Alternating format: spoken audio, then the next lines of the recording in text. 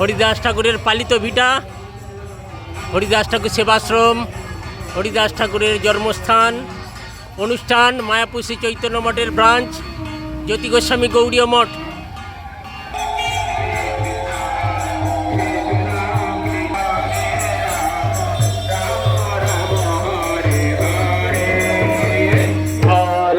কৃষ্ণ হরে কৃষ্ণ কৃষ্ণ কৃষ্ণ হরে কৃষ্ণ হরে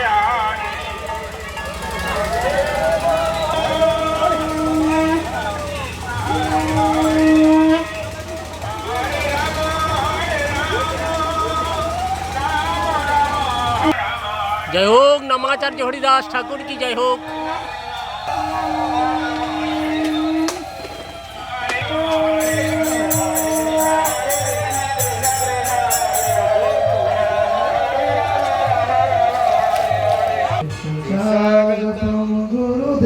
জয় হোক হরিদাসের পালিত, জয় হরিদাস ঠাকুর কি জয়। সুস্বাগতম গুরুদেব, সুস্বাগতম গুরুদেব, গুরুদেব ভালো ভালো সুস্বাগতম গুরুদেব, সুস্বাগতম সুস্বাগতম সুস্বাগতম গুরুদেব, সুস্বাগতম গুরুদেব।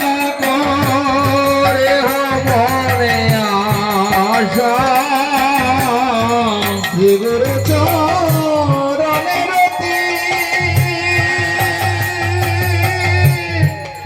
এসে উত্তমতি,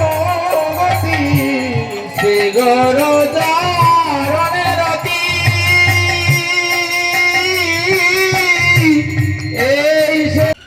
এই নদীটার পারে ওই পারটা আমরা দেখতে পাচ্ছি, ওইটা বাংলাদেশ। আর এই যে নদীটা, নদীর এপারে হরিদাস ঠাকুরের জন্মস্থান আর হরিদাস ঠাকুরের পালিত ভিটা। এই সেই এখান থেকে ওই জন্মস্থানটা দেখা যায় একটু 1 কিলোমিটার আগে গেলে। এই সেই নিদর্শন বাংলাদেশ আমরা দেখতে পাচ্ছি, এখান থেকে বাংলাদেশ দেখতে পাচ্ছি।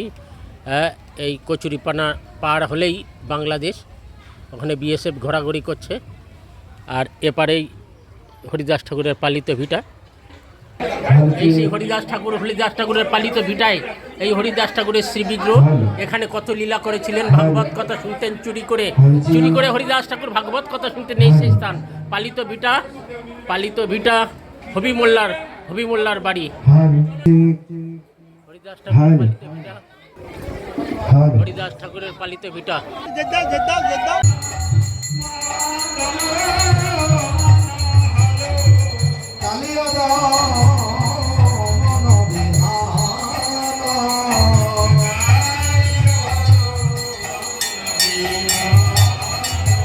দশমতি নন্দন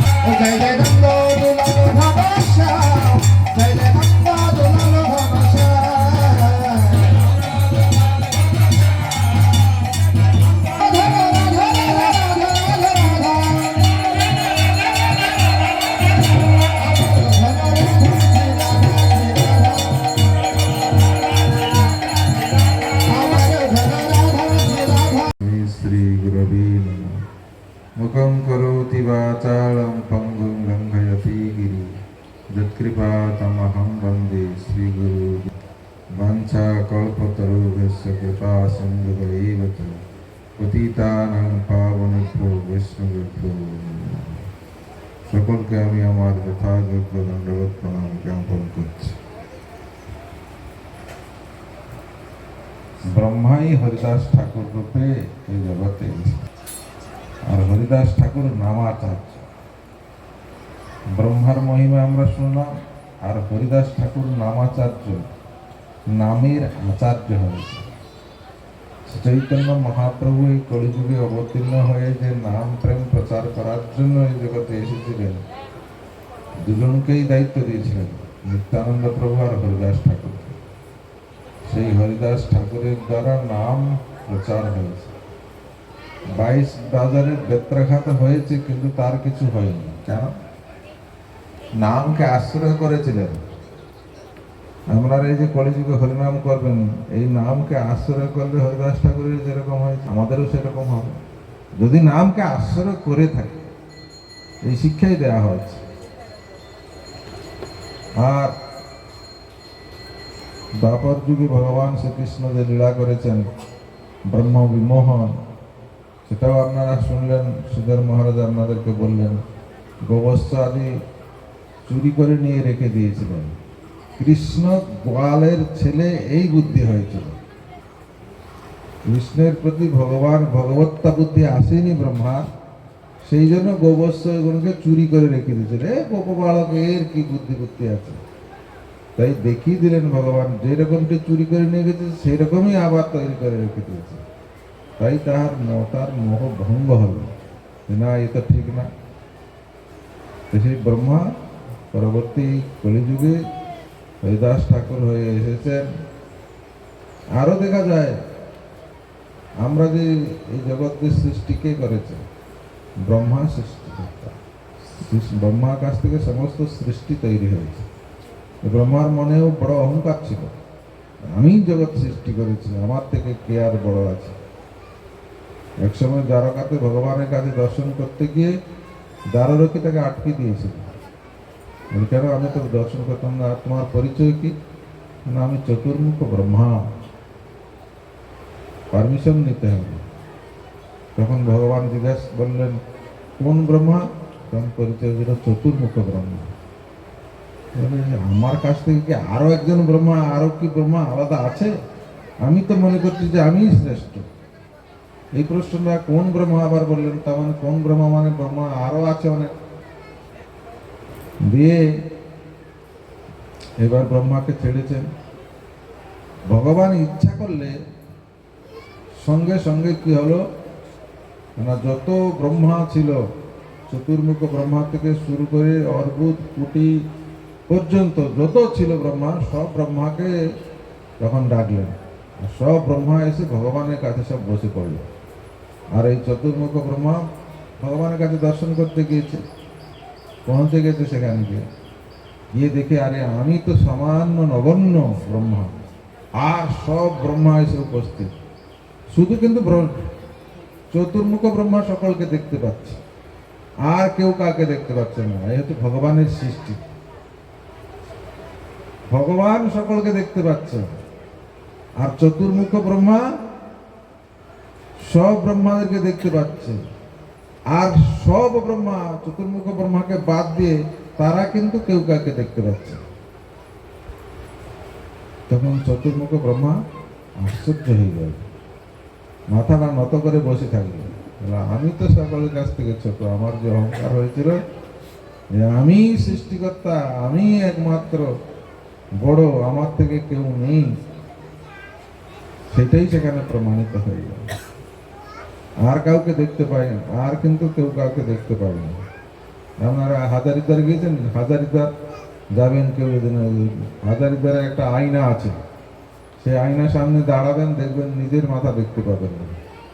আমরা যদি 5 জন দাঁড়িয়েছি, যে যার সে তার মাথা দেখতে পারবে না, আর অন্য সকলের মাথা। আমি যদি দাঁড়িয়ে থাকি, আমার মাথাটা আমি দেখবো না, এদের মাথা সব দেখবে।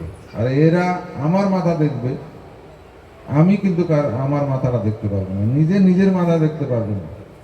তার মানে কি, ব্রহ্মা সকলকে দেখলো, কেউ কাউকে কিন্তু দেখতে পারেনি। এই হচ্ছে ব্যাপার। সেই ব্রহ্মাই পরবর্তী আবার হরিদাস ঠাকুর এসে এই জগতে শিক্ষা দিয়েছে আমাদেরকে। আমরা যেরকম নামাচার্য হরিদাস ঠাকুরের গুণকীর্তন করছি, আমাদেরকে নামকে আশ্রয় করতে হবে। নাম বিনা কিছু নাহিক আর 14 ভুবন মাঝে, এই 14 ভুবনের মধ্যে একমাত্র নামই শ্রেষ্ঠ। নাম যে করবে নামী বস্তু ভগবানকে লাভ করতে পারবে, যে নাম করবে না সে নামী বস্তুকে লাভ করতে পারবে না। হরিদাস ঠাকুর যখন সমাধি হয়েছিল পুরীতে, হরিদাস ঠাকুরের সমাধি গিয়ে দেখবেন সেখানে স্বর্গদ্বারের সমাধি আছে। মহাপ্রভু স্বহস্তে হরিদাস ঠাকুরকে সমাধি দিয়েছে। হরিদাস ইচ্ছা যবে হইল চলিতে, আমার শক্তি তারে নারিল রাখিতে। মহাপ্রভু বলছেন যে হরিদাস ঠাকুর তিনি ইচ্ছা মৃত্যুবরণ করেছেন। ভক্ত যখন চলে যায় তখন কেউ আটকে রাখতে পারে না। চৈতন্য মহাপ্রভু স্বয়ং ভগবান, তিনি ভগবান হয়ে বলছেন যে হরিদাস ভক্ত যখন চলে যায় ভগবানেরও সেই শক্তি নেই যে তাকে আটকে রাখে। ইচ্ছা মৃত্যু, এই জন্য ভগবান রোগ শোক ও মৃত্যু হয় তব ইচ্ছা মতে হয়, ভগবানের ইচ্ছারই মৃত্যু হয়। কিন্তু ভক্তের ক্ষেত্রে স্পেশাল একটা আছে, যেটা ভক্ত ইচ্ছা করার ফলে চলে, যেন ভীষ্ম ইচ্ছা মৃত্যু গ্রহণ করেছেন, সেরকম হরিদাস ঠাকুরও সেরকম নিজে ইচ্ছায় প্রকাশ করেছেন আমি চলে যাব, ভগবানও তাকে আটকে রাখতে পারছেন না। তাই শ্রী চৈতন্য মহাপ্রভু পুরীধামে হরিদাস ঠাকুরকে সমাধি দিয়েছিলেন। কোথায় জন্ম হয়েছেন, কোথায় পালিত হয়েছেন, কোথায় মহাপ্রভু লীলায় গিয়ে সব জায়গায় ঘুরিয়েছেন, আর হরিদাস নির্যান হয়েছে পুরীধাম। তো যাই হোক, অনেক সময় হয়ে গেছে, অনেক কথা তো শোনা হলো, আর বেশি কথা শোনা দরকার আছে না। এই 2-4টা কথা বলে আমি আমার বক্তব্য শেষ করলাম। বাঞ্ছা কল্পতরুভ্যশ্চ কৃপা সিন্ধুভ্যশ্চ পতিতানাং পাবনেভ্যো। জয় শশীনন্দন গৌর হরি কি জয়, সমাগত গৌর ভক্তবৃন্দ কি জয়, মঠাচার্য ভক্তি স্বরূপ সন্ন্যাসী মহারাজ কি, নিতাই গৌর প্রেমানন্দে। এখন আরতি হবে, সবাই উঠে দাঁড়ান। গ্রামবাসীবৃন্দ এবং মাতৃমণ্ডলী সকলকে আমি জানাই যথাযোগ্য প্রণাম অভিবাদন। আজ আমরা এসে উপস্থিত হয়েছি ঠাকুর হরিদাস, নামাচার্য হরিদাস, তার পালিত ভিটা। ভগবানের মহিমা যেমন অপার, ভক্তেরও মহিমা অপার, তার শক্তি অপার। যখন 22 বাজারে বেত্রাঘাত খেলেন হরিদাস, মৃত্যু হচ্ছে না। জবানগণ অনেক চেষ্টা করলেন তার মৃত্যুর কারণ স্বরূপ 22 বাজারে বেত্রাঘাত। বলছেন হরিদাসকে, হরিদাস তুমি কে? ইতিপূর্বেও আমরা বহু বাজারে বহু মানুষকে বেত্রাঘাত করা হয়েছে, কিন্তু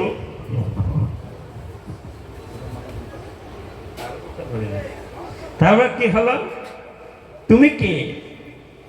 তিনি বললেন আমি হরিদাস। আমরা বহুবার তার বহু মানুষকে মেরেছে, 2-1টি বাজারে মারলেই তার মৃত্যু হয়ে যায়, কিন্তু তোমার 22 বাজারে মৃত্যু হলো না। নিশ্চয়ই তুমি পয়গম্বর আমাদের। তোমাদের হিন্দু শাস্ত্রে যাকে মহান পুরুষ বলা হয়, হয়তো তুমি তাই। মনে মনে ভীত হয়ে পড়লেন। ভীত হওয়াটা স্বাভাবিক। যিনি নামাচার্য, নাম আর নামই যে ভিন্ন নয়, তিনি তো মার খেলেও তিনি তো নাম ছাড়েননি। নামের সঙ্গে নামই তো অভিন্নতা, তাই তো তিনি মৃত্যু তার হতে পারে না, কষ্টও তার হতে পারে না। তাই তার কষ্টও যেমন হয়নি, মৃত্যু তার তেমন হয়নি। তখন বললেন, দেখুন আপনি যদি মৃত্যুবরণ না করেন তবে আমাদের মৃত্যু হবে। কেন না কাজী সাহেব বিচারকগণ আমাদের মৃত্যুদণ্ড দেবে। কেন একটি মানুষকে 22 বাজারে বেত্রাঘাত করার পরেও তার মৃত্যু হয় না, এটা অসম্ভব। তখন বললেন তাহলে আমার একটা সত্য আছে। সত্যটা কি? আমাকে ওই মাটির তলায় কবর দিতে পারবে না। ভগবানের পাদধৌত যে গঙ্গা, গঙ্গায় আমাকে ভাসিয়ে দিতে হবে, এইটা হলো তার সত্য। রাজি হয়ে গেলেন তারা। তিনি তো ধ্যানস্থ হলেন ভগবানের রূপ মাধুর্য, তার বেণু মাধুর্য, তার গুণ মাধুর্য চিন্তা করতে করতে তিনি যখন ধ্যানস্থ হলেন, তখন দেহে তার যেন প্রাণ নেই, এই অবস্থাটা হলো। সত্য সত্য হাত দিয়ে দেখলেন তার নাড়ি চলছে না, দেহে প্রাণ নেই। ওরা ভাবলো সত্য সত্যই উনি হয়তো চলে গেলেন। কাজী সাহেবের কাছে কি উপস্থিত যখন হলেন, কাজী সাহেব বললেন মারা গেছে। বলে হ্যাঁ দেখুন আপনি। তিনিও দেখলেন না, সত্যই তো প্রাণ তো নেই দে। তখন বললেন যদি আমরা একে কবর দেওয়া হয় তাহলে তো স্বর্গে অর্থাৎ বেহেশতে চলে যাবে। যখন এমন চিন্তা ভাবনা করে তখন বললো তাহলে কি হবে এই দেহটা? মানে যেমন কর্ম করেছে তেমন তার ফল হওয়া উচিত। তাহলে কি গঙ্গায় নানা জন্তু, মাছ থেকে আরম্ভ করে কুমির থেকে আরম্ভ করে অন্য অন্য সব থাকে, এই দেহটা ওই গঙ্গায় ফেলে দেওয়া হোক যাতে তার সদ্গতিটাও না হয়। তাই চিন্তা করে রাজি হয়ে গেলেন কাজী সাহেব। তিনি সেখানে যখন ফেলে দিলেন, তিনি তো গঙ্গার স্পর্শ পেয়ে কি পশ্চাতে পাবন, যখনই গঙ্গার স্পর্শ পেয়েছেন তার সচেতনতা ফিরে তিনি সেই নাম করতে করতে উঠলেন গিয়ে কোথায়? ফুলিয়াতে। সেখানে গিয়ে তিনি নাম করা শুরু করলেন। নাম কিন্তু ভুলছেন না এবং হরিকথাও বলা শুরু করলেন। তিনি সুস্থ হয়ে হরিকথাও বলছেন, ভাগবত কথাই বলছেন।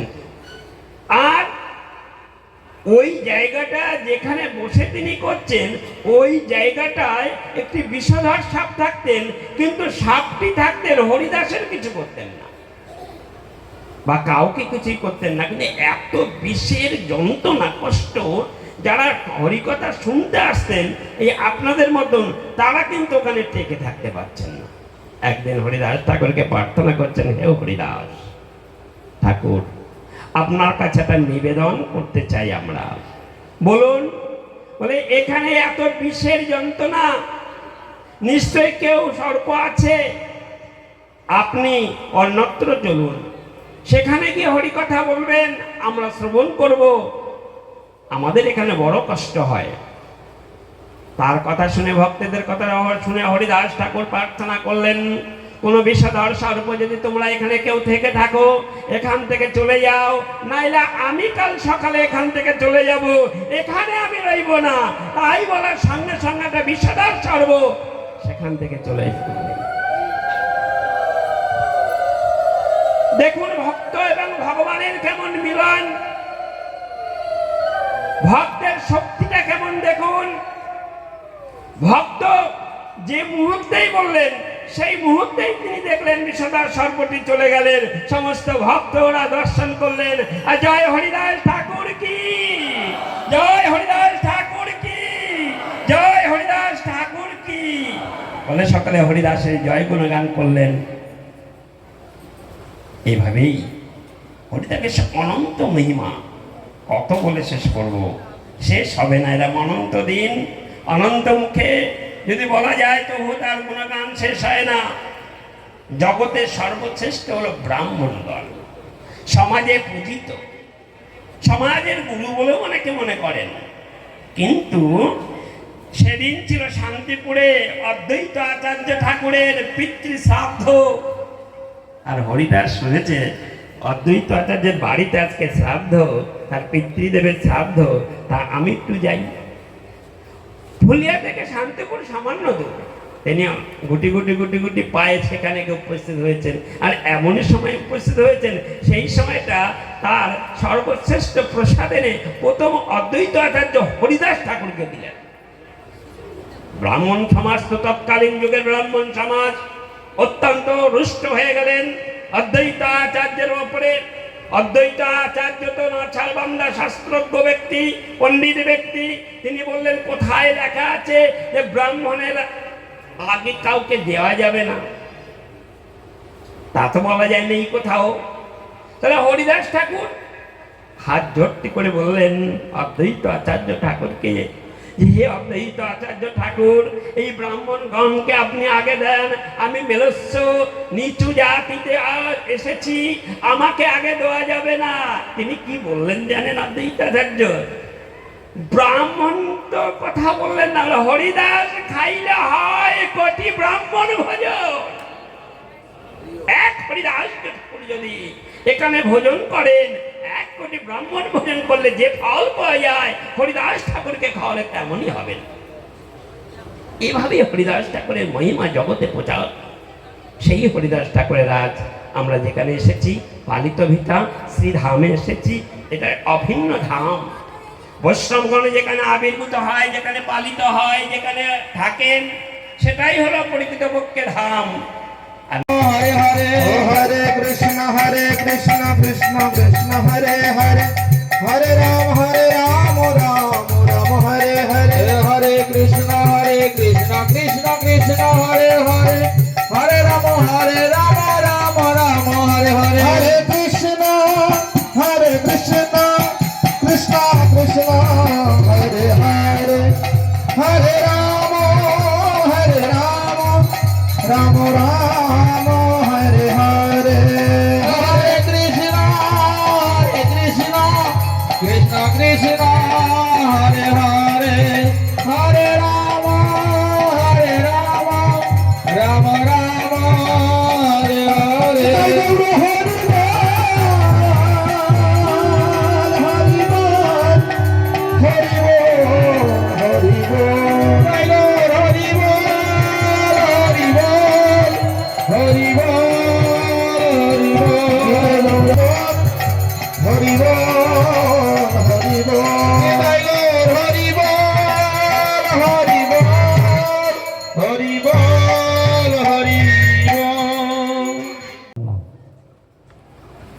পরে যখন বুঝতে পারলেন ইনি আমার প্রভু, আমি তো অপরাধ করে ফেলেছি, তিনি কলিযুগে হরিদাস ঠাকুরকে এসেছেন। শাস্ত্রে বর্ণনা আছে তিনি সবসময় হরিনাম করতেন। যবন কুলে জন্মগ্রহণ করেছেন আর হরিনাম করতেন। তার জন্য মুলুকপতি অন্যান্য জনদের কথায় বলেছিলেন যে তুমি যবনকুলে জন্মগ্রহণ করেছ, যবনের আচরণ করো, হরিনাম করছো কেন? শেষে তাকে শাসন করেছিলেন। 22 বাজারে বেত্রাঘাতের কথা লেখা আছে। হরিদাস ঠাকুর বলেছিলেন, খণ্ড খণ্ড হয়ে যদি যায় দেহ প্রাণ, তথাপি বদলে না ছাড়িব হরিনাম। আমাদের শাস্ত্র বর্ণন করছেন, কলিযুগ অবতারী মহাপ্রভু জানাচ্ছেন কি যে আমরা জীব আত্মা, সবাই ভগবানের দাস। এখানে মুসলমান, হিন্দু, খ্রিস্টান, বৌদ্ধ, জৈন এইসব কথা নেই। এখানে আছে আমরা মনুষ্য জাতি, পশু জাতি, পক্ষী জাতি। এইভাবে আত্মার কর্তব্য ভগবত সেবা করা, যার জন্যে মহাপ্রভু হরিদাস ঠাকুরকে তো ভক্তির মার্গে আছেন। চাঁদ গাছকেও তিনি হরিনাম দিয়েছিলেন। দক্ষিণ ভারতে দেখা যায় পাঠানকেও মহাপ্রভু এই কৃষ্ণ ভজনে নিয়ে এসেছেন। অতএব কৃষ্ণ নাম করা প্রত্যেকটা জীবের কর্তব্য।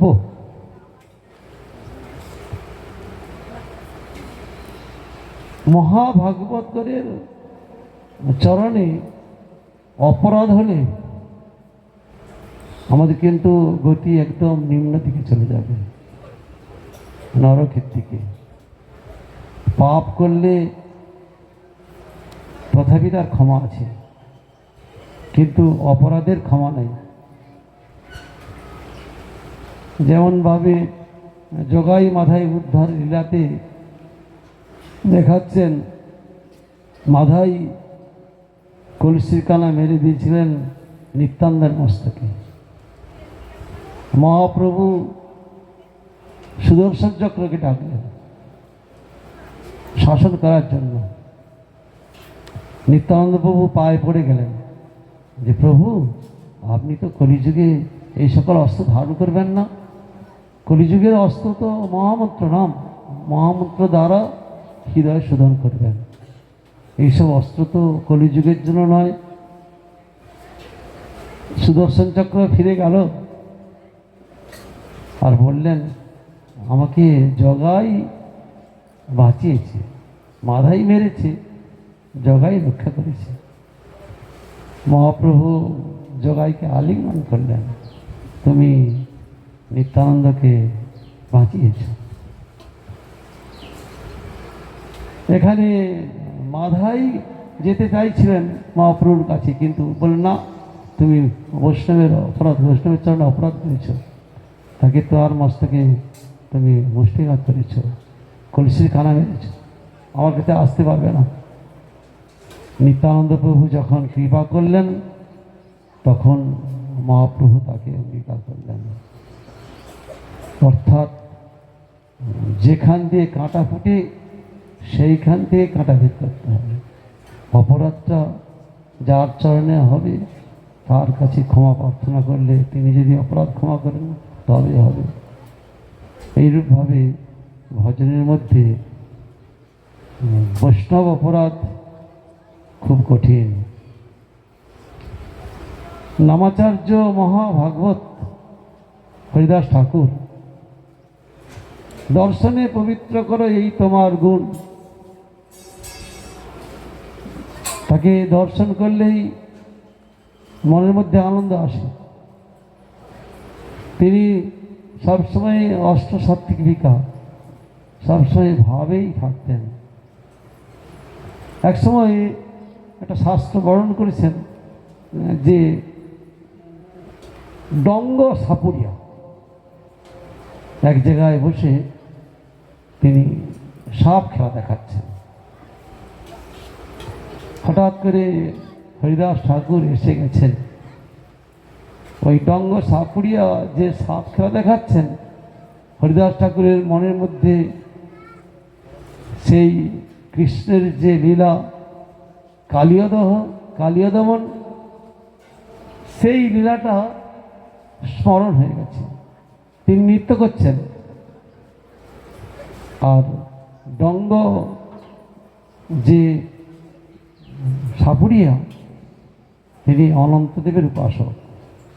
তিনি বুঝতে পারলেন মহাভাগবত, তাই তিনি হরিদাস ঠাকুরের নৃত্যে যাতে ব্যাঘাত না ঘটে তার জন্য চারিদিকটা সুন্দরভাবে লোকজনকে সরিয়ে তাকে স্তবস্তুতি করছেন। আরেকজন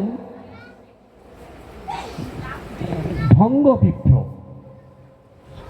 মানে জাগতিক জগতের ছলধর্মী এক বিপ্র, তিনি এসে গেছেন।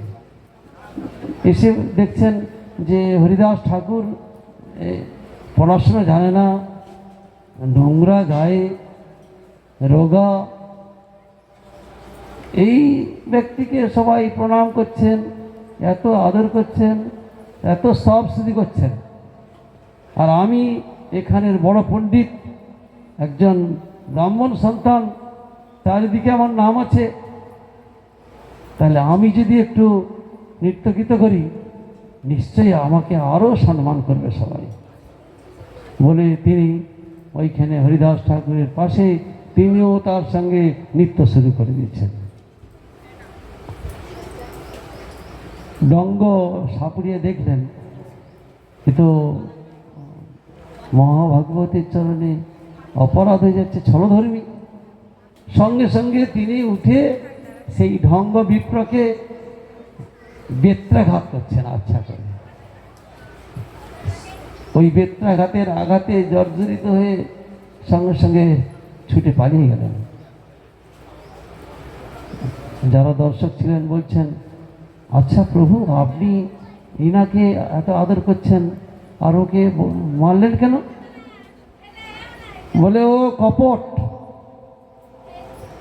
ইনি হচ্ছেন মহাভাগবত, আর এর অনুকরণ করে ও নিজের নাম প্রতিষ্ঠা করার চেষ্টা করছে, একে অবহেলা করছে। এইসব ব্যক্তির সাজা এইরকমভাবেই হওয়া প্রয়োজন। সেই দণ্ডবিপ্র দেখালেন যে মহাভগবদ্গণের চরণে অপরাধ করলে তাহার এইরূপ সাজা হয়। যার জন্য আমরা গুরুদেব চরণে আশ্রয় গ্রহণ করেছি। গুরুদেবের মুখনিসৃত বাণী যদি আমরা পালন করি, তিনি হচ্ছেন ভগবানের অন্তরঙ্গজন। আমাদের মতে কলিহত জীবকে উদ্ধার করার জন্য তিনি কৃপাময় এখানে এসেছেন। এসে তিনি সেই গোলকের বার্তা, কি করে গোলকে আমরা যেতে পারবো এই প্রপঞ্চ জগৎ থেকে, তার তিনি পথ প্রদর্শন করছেন। সাধুগুরু বৈষ্ণবগণ ভগবানের গুণগান কীর্তন করেন সর্বদা। কপিলদেব মাতা দেবতীকে বলছেন, শতাং প্রসঙ্গাদ মহবীর্য সম্বিদ ভবন্তি হিত কর্ণ রসায়ন কথা তজ্জ সনাদাশ্চ অপবর্গবর্তনী শ্রদ্ধারতি ভক্তির অনুক্রমিষ্যতি। মহাজনগণ, সাধুগুরু বৈষ্ণবগণ ভগবানের বীর্যবতী কথা কীর্তন করেন, জাগতিক কথা বলেন না। কি করে কল্যাণ হবে সেই পথ প্রদর্শন করেন। আমরা যদি মনোযোগ সহকারী সেই সাধুগুরু বৈষ্ণবের কথা শুনি, কানের মধ্য দিয়ে হৃদয়ে প্রবেশ করিল, আকুল করিল মনপ্রাণ। প্রথমে শ্রদ্ধা, রতি, ভক্তি আসবে। প্রকৃতি যদি আমরা শরণাগত হই। হরিদাস ঠাকুরের পালিত ভিটা মহারাজ এখানে এসেছেন, চৈতন্য মঠের আচার্যদেব। এখানে একটা আকর্ষণ আছে, এখানে সবাই আসবেন, দর্শন করবেন, পরিক্রমা করবেন, আর যোগাযোগটা থাকবে মায়াপুর শ্রী চৈতন্য মঠের সঙ্গে, মূল মঠের সঙ্গে। বাপের বাড়ি দীক্ষা গ্রহণ করে চলে এলেন, আর 2-4 বছর কোনো গুরুদেবের সঙ্গে সম্পর্ক নেই, মঠের সঙ্গে সম্পর্ক নেই, তাহলে কিন্তু হবে না। যতই আমরা ধামে যাব, সাধু সঙ্গ করব, গুরুদেবের বাণী পালন করব, শ্রদ্ধা সহকারে সাধুগুরু বৈষ্ণবের সেবা করব, ততই আমাদের ভক্তি বৃদ্ধি হবে।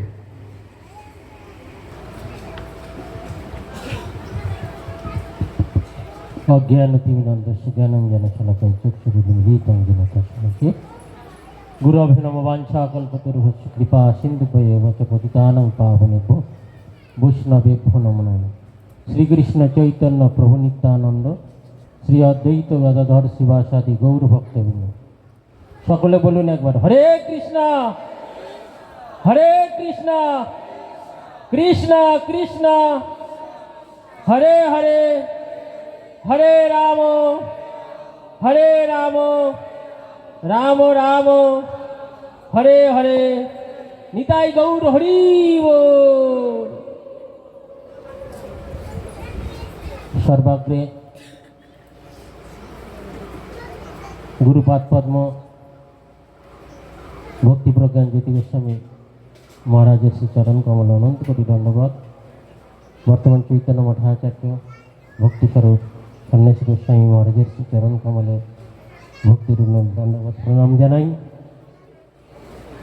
ত্রিদণ্ডীপাদ ব্রহ্মচারী বৃন্দ সকলকে সাষ্টাঙ্গে দণ্ডবত প্রণাম।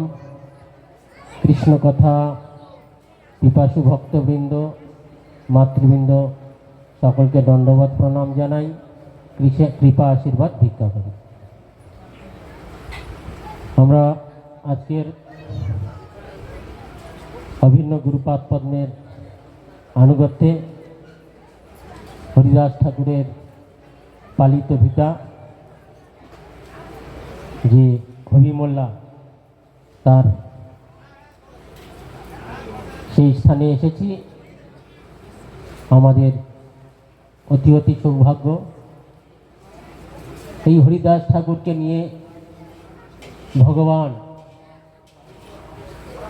কত না লীলা করেছে।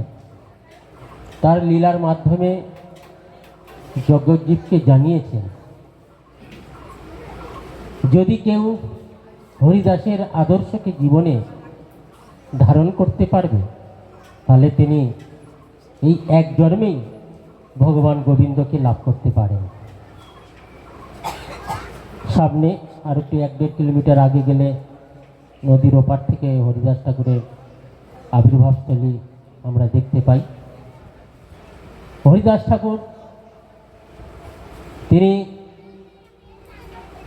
ব্রহ্ম হরিদাস, প্রহ্লাদ ব্রহ্মা বলা হয়। তাকে যেন কেউ যমন হরিদাস না বলে, তিনি যমন কুলে উদ্ভূত নয়। ভগবান সর্বজীব তার ভজনের অধিকারী, তিনি সেটাকে জানাবার জন্যে তিনি যমনকুলে আনিয়ে তিনি এই হরিদাস ঠাকুরকে দিয়ে কলিযুগের ধর্ম হয় নাম সংকীর্তন প্রচারের চরম পরম দৃষ্টান্ত দেখিয়েছেন। হরিদাস ঠাকুর দেখিয়েছেন যে জীবনের আসল উদ্দেশ্য কি, সংসারের মধ্যে থেকে ভগবানকে কেমন নিষ্ঠা রাখা প্রয়োজন তাও তিনি দেখিয়েছেন। তার ভজন প্রভাব এত তীক্ষ্ণ ছিল, মিলেচ্ছগণ উৎকণ্ঠিত হয়েছিল। এ যদি এইভাবে হরিনাম করতে থাকে তাহলে আমাদের যবনকুল তো বিনষ্ট হয়ে যাবে। তাকে ধরে নিয়ে প্রতিজ্ঞা করিয়েছিল যে তুমি হরিনাম বন্ধ করো। কিন্তু হরিদাস ঠাকুর নির্ভীক কণ্ঠে বলেছিলেন, খণ্ড খণ্ড দেহ হয় যায় যদি প্রাণ, তথাপি না ছাড়িব বদন হরিনাম। তিনি দেখিয়েছেন কেউ যদি নামের উপরে এই মতো আস্থা রাখতে পারে, নিজের জীবনকে সমর্পণ করে, সেই নামের মধ্যেই ভগবানকে লাভ করবে। তার পরবর্তীকালে অনেক লীলা হয়েছেন। শান্তিপুরে, তারপরে মহাপ্রভুর লীলাতে মায়াপুরে তিনি নাম সংকীর্তনে যোগ দিয়েছিলেন। মহাপ্রভু যখন তিনি নাম প্রচারের মূল কাণ্ডারি হিসাবে বেছে নিলেন, এই হরিদাস ঠাকুরকে বেছে নিলেন। যাও প্রতি ঘরে গিয়া করো এই ভিক্ষা, কৃষ্ণ বলাইবে আর কৃষ্ণ বলিবে, দিন অবশেষে আমারে বলিবে।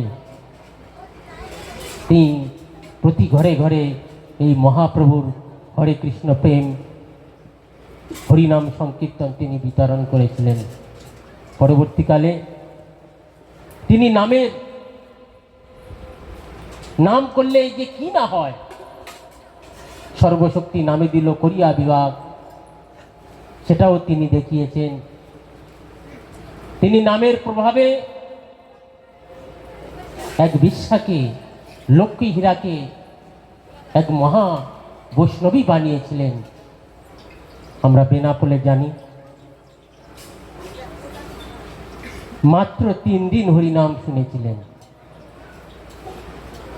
সেই বেশ্যা হল পরম মহান্তি, বড় বড় বৈষ্ণব দেখিতে জয়ন্তী।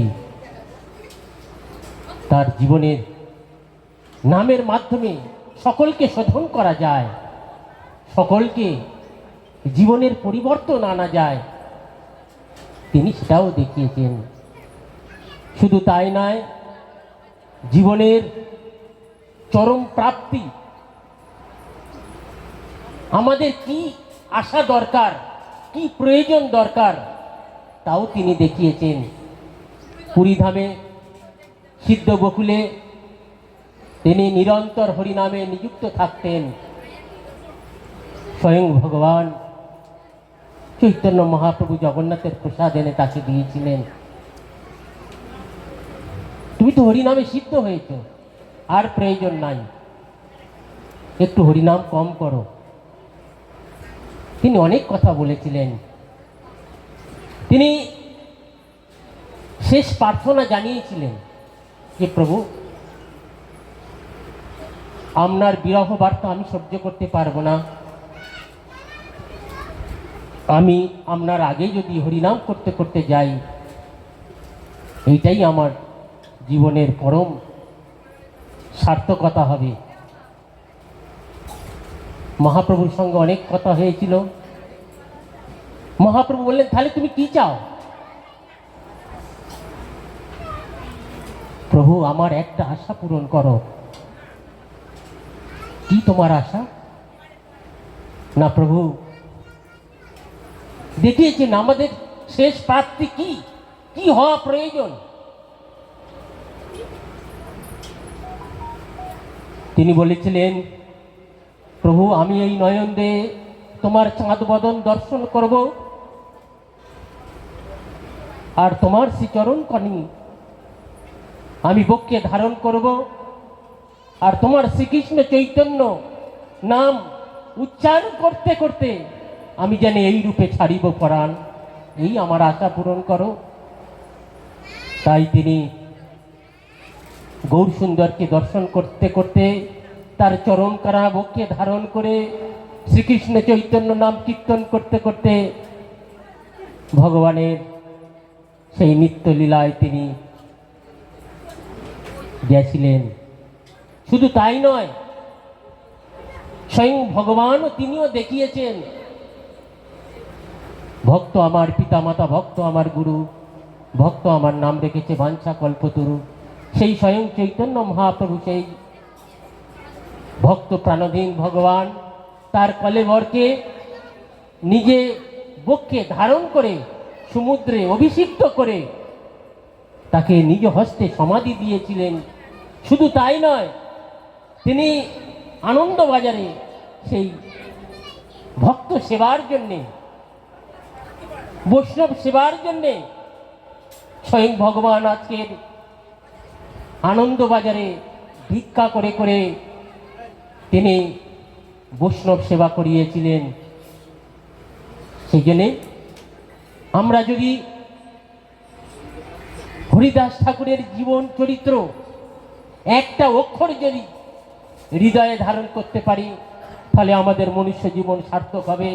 তাই আপনারা আশীর্বাদ করবেন, এই রকম যেন সেই ভক্তের চরণে, ভক্তের সেবায় নিযুক্ত থেকে এই জীবনটা ধন্য করতে পারি।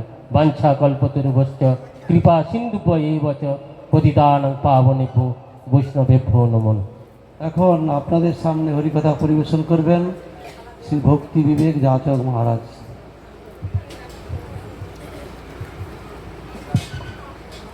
ओम अज्ञान तिमिरान्धस्य ज्ञानाञ्जनशलाकया चक्षुर उन्मीलितं येन तस्मै नमो विष्णुपादाय प्रभुपादपृष्ठप्रियात्मने श्रीमती भक्ति प्रणयति गोस्वामी। गुरु तिनेर स्मरणे হয় বিঘ্ন বিনাশ, অনায়াসে হয় বাঞ্ছিত ফল। প্রথমে আমার দিব্যজ্ঞান প্রদাতা শ্রীমদ ভক্তি পরিজ্ঞান জ্যোতি গোস্বামী শ্রী গুরু মহারাজের চরণে দাঁড়ে সাষ্টাঙ্গে দণ্ডাব। তিনি আমাকে হরি থেকে কৃপা করেন। বর্তমান চৈতন্য মঠের মঠাচার্য ভক্তি সবসময় সমাজের চরণে দণ্ডাবত, তিনি হরি থেকে কৃপা রাখেন। মঞ্চে উপবিষ্ট সন্ন্যাসী বৃন্দ, ব্রহ্মচারীদের যথাযোগ্য দণ্ডাবত, মাতৃ এবং ভক্তদের যথাযোগ্য দণ্ডবোধ এবং এলাকাবাসীদের যথাযোগ্য দণ্ডবোধ জানিয়ে আমার গুরুর কৃপায় কেবলম এই নামাচার্য হরিদাস ঠাকুরের সামান্য চরিত কথা শ্রবণ কীর্তন করে নিজেকে আত্মশোধিত করব। আমরা সবাই জানি এখানে নামাচার্য হরিদাস বলা হচ্ছে। হরিদাস শব্দে সমস্ত জীব জগৎ, কারণ মহাপুরুষ ধর্মটা জীবে, সমস্ত জীব হলো হরির দাস। সেই জন্য বলেছিলেন কৃষ্ণদাস কবিরাজ গোস্বামী, কেউ মানে কেউ না মানে সব তার দাস। এখন এখানে কথা বলা হচ্ছে একটি যৌবনত্ব। যৌবন শব্দে আমরা কি বুঝি? এইখানে সাধারণভাবে বলা হচ্ছে যৌবনত্ব মানে একটি যে ভাষা, এই মুসলিম এটাকে উল্লেখ করেনি, কারণ মুসলিম ভাষাটা তৈরি, সেখানে বলা আছে যৌবনত্ব বা ম্লেচ্ছ। এখানে ম্লেচ্ছ বা যৌবনত্ব যারা শ্রী ভগবান শ্রীকৃষ্ণকে মানছে না বা মানেন না, তাদের ক্ষেত্রে যৌবনত্ব বা ম্লেচ্ছত্ব বলা হয়েছে। এইবার তাহলে এখানে শ্রী চৈতন্য মহাপ্রভু তিনি কিন্তু কলিকালে শ্রী হরিনাম সংকীর্তন নিয়েই আসবেন, অন্য কোনো ধর্ম নয়। সেক্ষেত্রে এই কলিযুগে ম্লেচ্ছত্ব বা যৌবনত্ব এবং পশু পাখি কীটপতঙ্গ শুরু করে সমস্ত জীব একমাত্র হরিনাম সংকীর্তনে মাচাবে ত্রিভুবন। তাহলে এই ত্রিভুবন যখন, তাহলে ত্রিভুবন নাচাবে হরিনাম সংকীর্তনের মাধ্যমে, তাহলে একজন কাকে নামের আচার্য, বা যেটা আমরা জানি নাম এবং নামী অভিন্ন। তাহলে এখানে নামী তিনি স্বয়ং এই আচার্যের মধ্যে বা গুরু বৈষ্ণবদের মধ্যে প্রয়োগ হয়ে এই জগৎ জীবকে এই নাম দিয়ে ত্রিভুবন নাচাবে। তাহলে এবার 3 লক্ষ নাম করেছে সবাই জানি, আমি অত কথা বলতে যাব। তা 3 লক্ষ নাম করেছেন কেন? তারপর সেখানে বলছে ব্রহ্ম হরিদাস, এটাও শুনলাম। ব্রহ্ম শব্দে সেখানে ভগবানের নাম, ব্রহ্ম পরমাত্মা ভগবান, এই হয় 3 এক। তাহলে ব্রহ্ম শব্দে হরিনাম সংকীর্তন, আর যদি পরমাত্মা ভাবি তাহলে পরমাত্মা সমস্ত জীবের মধ্যেই ভগবানের শক্তি। জ্ঞানতে নিরন্ধস্য জ্ঞানাঞ্জন শলাকয়া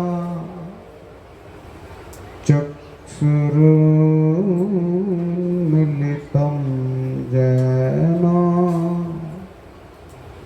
तस्मै श्री गुरवे नमः। सिन्धुभ्येव च पतित्वानां पावनेभ्यो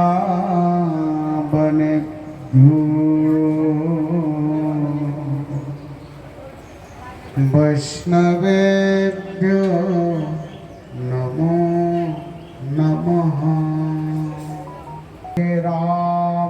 हरे राम राम राम हरे हरे। হরিদাস ঠাকুরের পালিত ভিটা। হরিদাস ঠাকুর বুরন গ্রামে আবির্ভূত হয়েছেন, ব্রাহ্মণ কুলোদ্ভূত, কিন্তু পালিত হয়েছেন মুসলমানের ঘরে। হরিদাস ঠাকুরের পিতা সুমতি ঠাকুর, মাতা গৌরী। বাল্য শিশুকালে হরিদাস ঠাকুরের পিতামাতা তারা নিত্যধামেতে চলে গেছেন। তো তাই সেই অনাথ শিশুটি পালিত হয়েছেন আমরা শাস্ত্রে যা দেখতে পাচ্ছি খানাউল্লাহ সাহেব অর্থাৎ খাঁ সাহেবের গৃহে।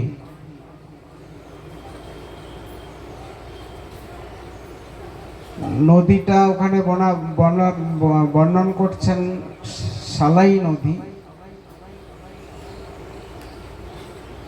যার অপভ্রংশে সোনাই নদী।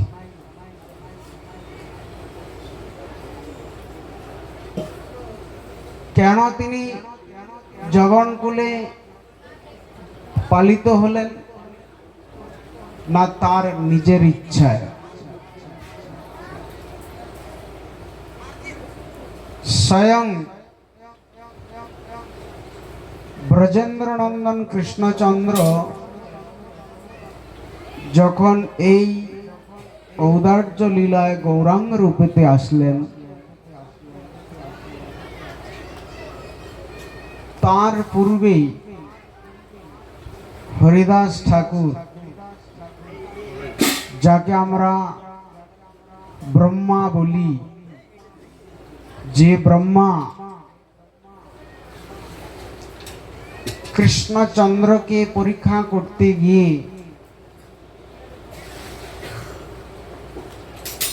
নিজেই মোহিত হয়ে গিয়েছিলেন মায়ার জালে,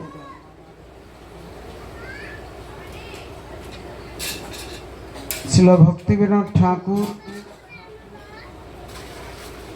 প্রণীত যে নবদ্বীপ ধাম মাহাত্ম্য গ্রন্থ, সেই গ্রন্থতে কিছু প্রসঙ্গ তুলে ধরেছেন।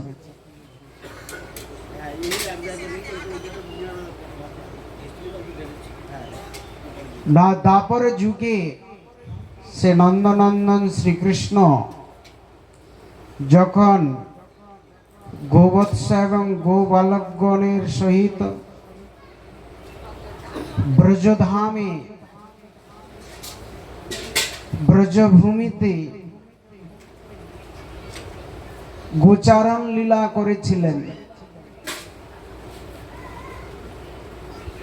সৃষ্টিকর্তা ব্রহ্মা ভগবানের প্রকৃত স্বরূপ জানবার জন্য, অর্থাৎ কৃষ্ণের প্রকৃত স্বরূপটি কি এবং কৃষ্ণকে পরীক্ষা করবার জন্য গোবৎস এবং গোবালকগণকে হরণ করে সুমেরু পর্বতের গহ্বরে রেখে দিয়েছিলেন। যে গোয়ালার বালক নন্দ মহারাজের পুত্র, এ কি করে স্বয়ং ভগবান হয়? স্বয়ং ভগবান হয়ে কি গোয়ালার ছেলেদের হাতে কানমলা খায়, তারপরে চুরি করতে গিয়ে ধরা পড়ে, তারপরে তাদের উচ্ছিষ্ট খায়? ব্রহ্মা মেনে নিতে পারছেন না যে সাক্ষাৎ ভগবান কি করে এরকম কাজ করতে পারে। সাধারণ একটা বালক সাধারণ একটা মানুষের মতো লীলা করছেন, তো তাই পরীক্ষা করতে হবে।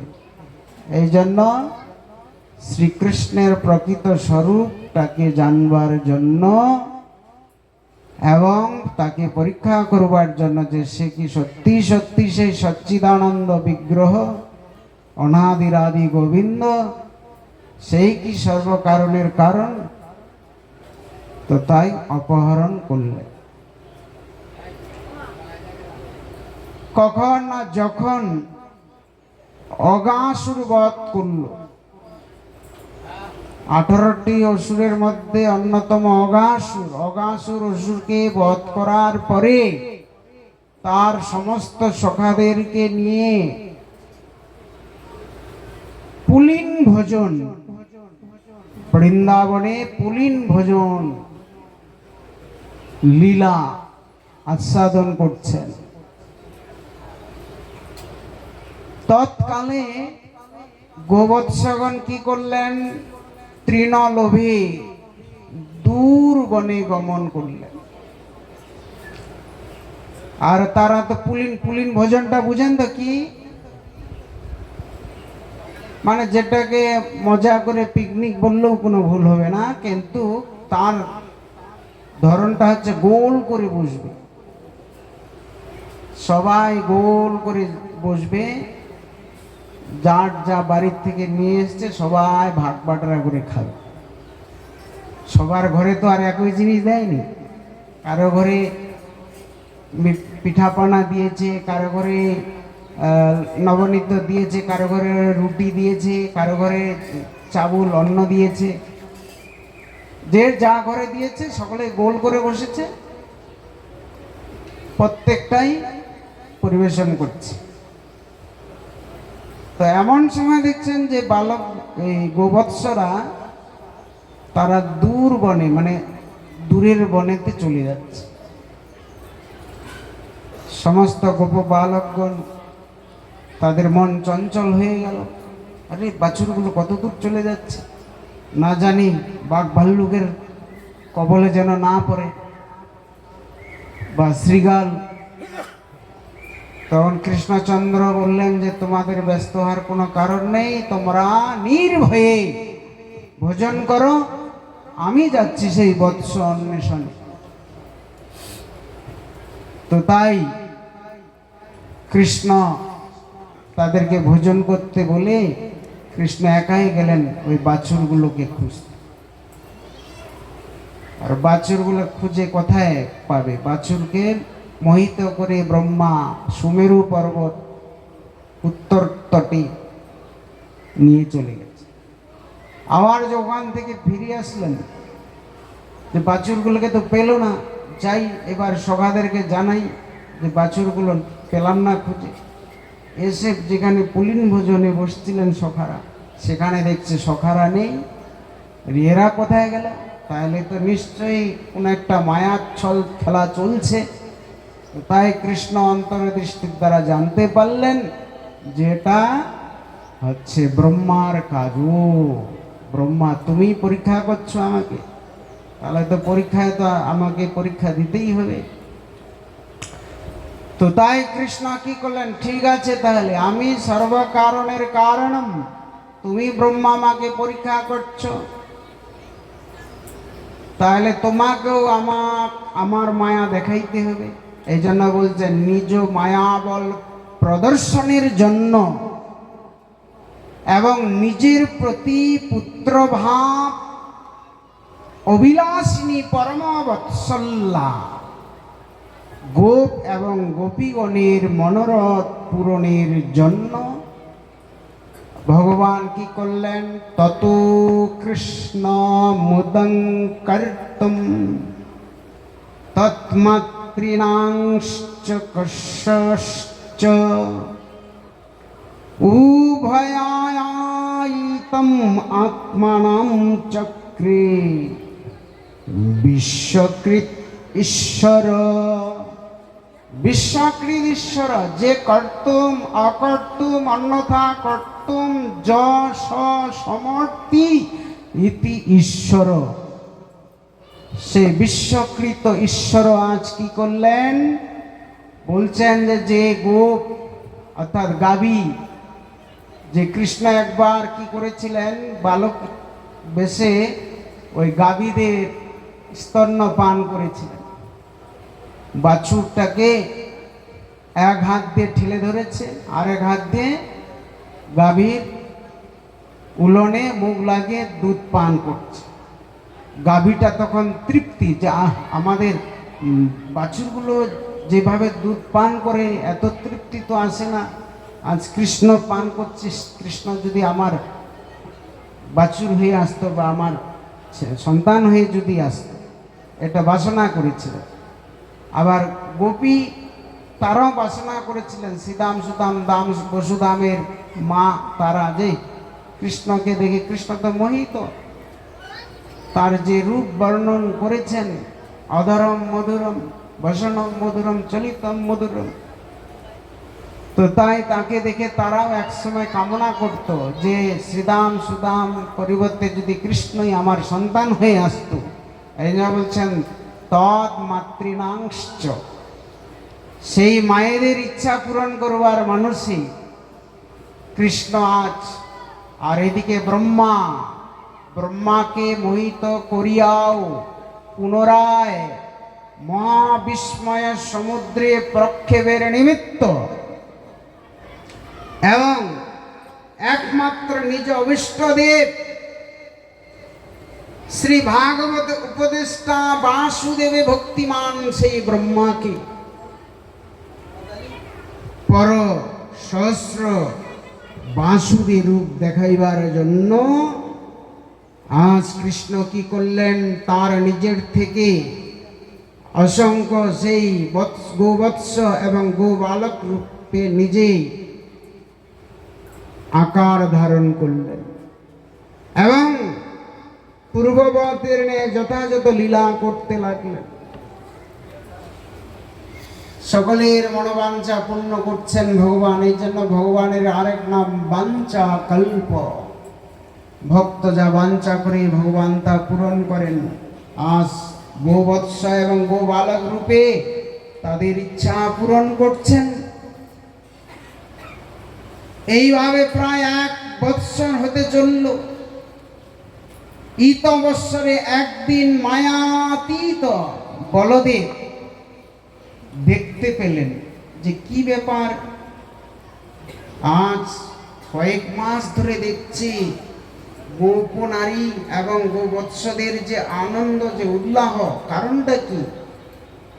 দেখতে পেলেন যে গোবৎস এবং গোপ বালকগণকে কৃষ্ণ রূপে দেখতে পেলেন এবং শ্রীকৃষ্ণের সকাশে জিজ্ঞাসা করলেন কি ব্যাপারটা কি? বাছুরগুলোকে তোমার রূপ দেখতে পেলাম, গোপ বালকদেরকে তোমার রূপ দেখতে পেলাম, কারণটা কি? তখন কৃষ্ণ তার সমস্ত রহস্য খুলে বললেন। বৎসরান্তে যখন ব্রহ্মা সেই ব্রজের সেই স্থানেতে পুনরায় গমন করলেন, গমন করে কি দেখতে পেলেন?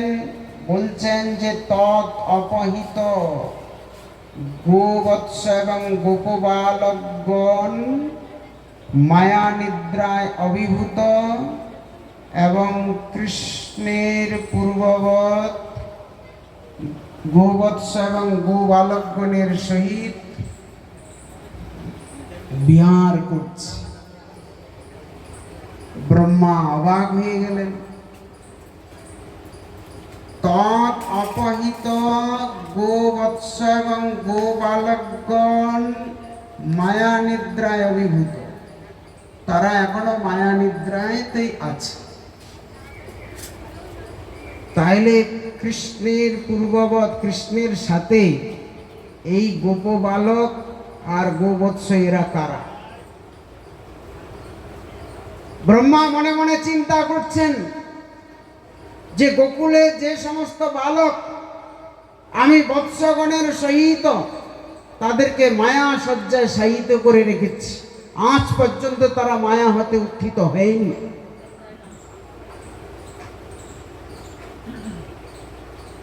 তাহলে এরা কারা?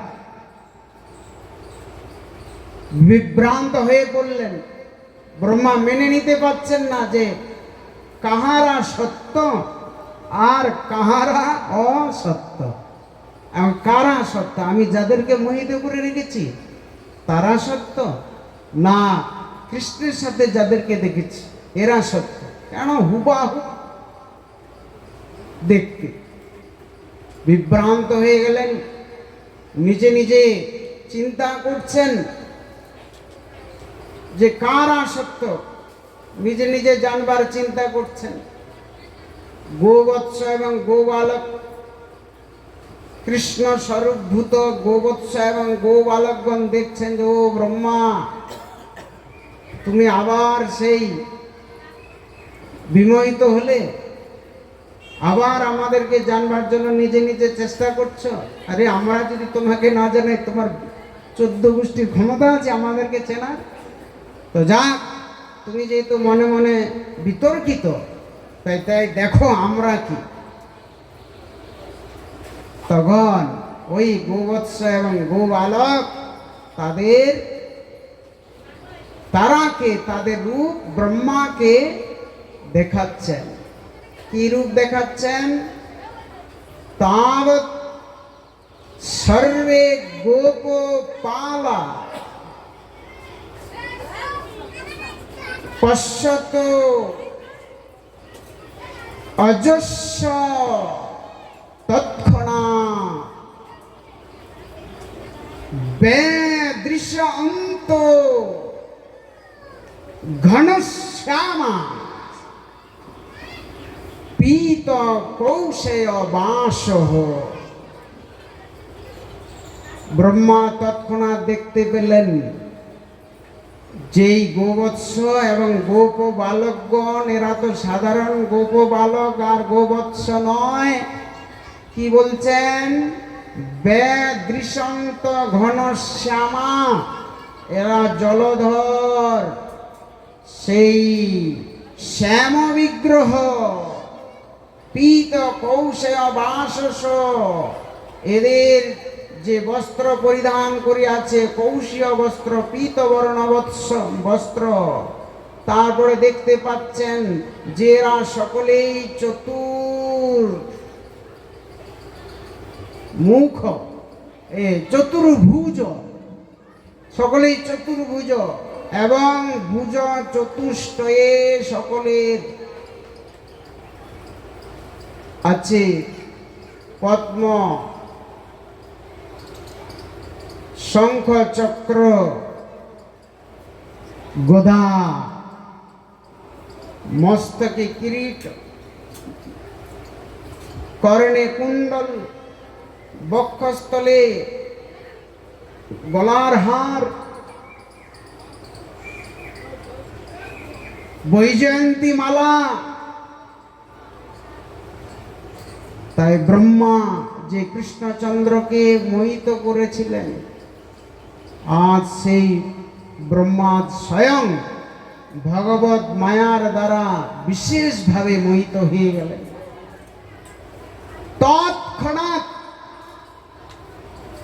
তার নিজ বাহন থেকে অবতীর্ণ হয়ে ভূমিতে দাঁড়িয়ে, শুধু দাঁড়িয়ে নয়, বলছেন সশরীরকে সুবর্ণ দণ্ডের ন্যায় পালায়িত করে সাষ্টাঙ্গে পড়ে গেলেন কৃষ্ণের চরণে।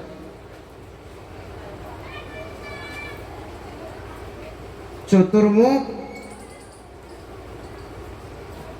মস্তক কিরীটির মস্তকের চূড়ার অগ্রভাগে কৃষ্ণের চরণ স্পর্শ করছে আর প্রণাম করছে, আর কেঁদে কেঁদে তার যে ভগবানকে যে মোহিত করার যে অন্যায় করেছে সেই অন্যায়ের কথা স্বীকার করছে আর ক্ষমা চাচ্ছে। বলছেন অশ্রু আনন্দে কৃষ্ণের পাদ পদ্মকে অভিষিক্ত করে ফেললেন, আর অনেক স্তুতি করেছেন। নৌমিড্ড তেও পুরুষে তরিদম বরায়, অনেক স্তুতি করলেন। তখন কৃষ্ণ বলছেন ঠিক আছে, যাক, আমি তোমার অপরাধ ক্ষমা করেছি।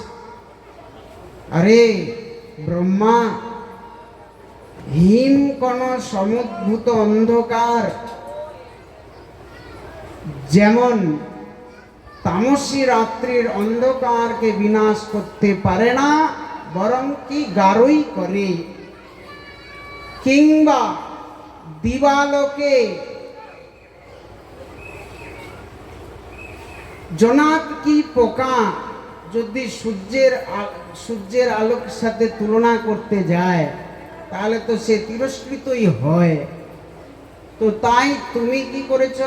তুমি সামান্য চতুর্মুখ ব্রহ্মা হয়ে তুমি আমাকে মোহিত করার জন্য মায়া প্রয়োগ করেছ।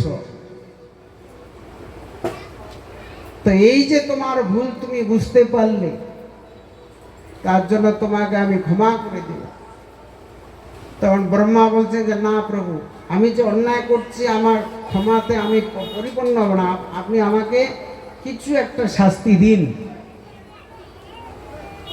ডাইরেক্ট ক্ষমা করে দিলেন, তাহলে তো আমার আরও যদি পুনরায় যদি অপরাধ করি, তো তাই একটু আপনি কেঁচি দেবে, আমাকে একটু সাজা দিন।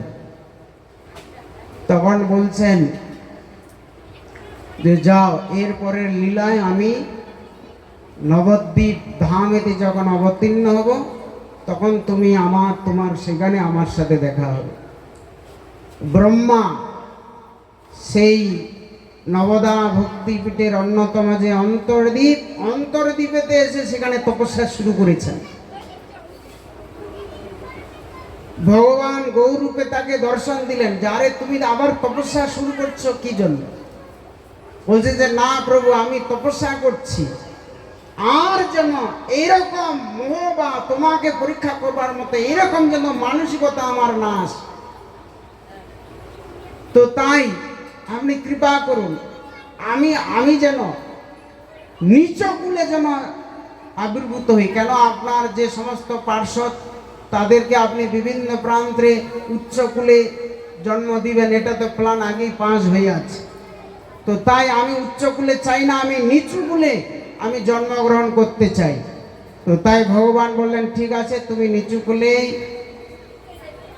তুমি আবির্ভূত হবে, কিন্তু তোমার কিছু দায়িত্ব।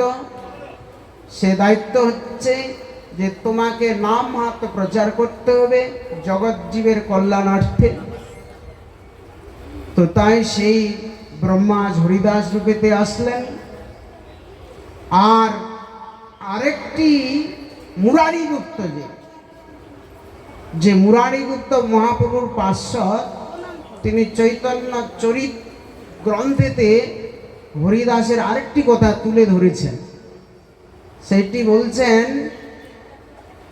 যে উক্ত মুনি সুত প্রাত তুলসী পত্রম আহরণ অধৌতম অভিশপ্তম পিত্রা যবনতাং গত স এব হরিদাস সেন ভক্তিমান জড় ভক্তিমান। বলছেন যে এ হরিদাস, এই যে ব্রহ্মা একটা কোনো নাম না, ব্রহ্মা একটা পদবী, একটা পথ। ইন্দ্র যেরকম একটা পথ, ব্রহ্মা এরকম একটা পথ। এই ব্রহ্মা ছিলেন ঋষিপুত্র, ঋচিক ঋষির পুত্র, নাম ছিল মহাতপা। এই মহাতপা কি করেছেন, একদিন তার পিতা পূজা করবে সকালবেলা, তুলসী তুলে পিতাকে দিয়েছে।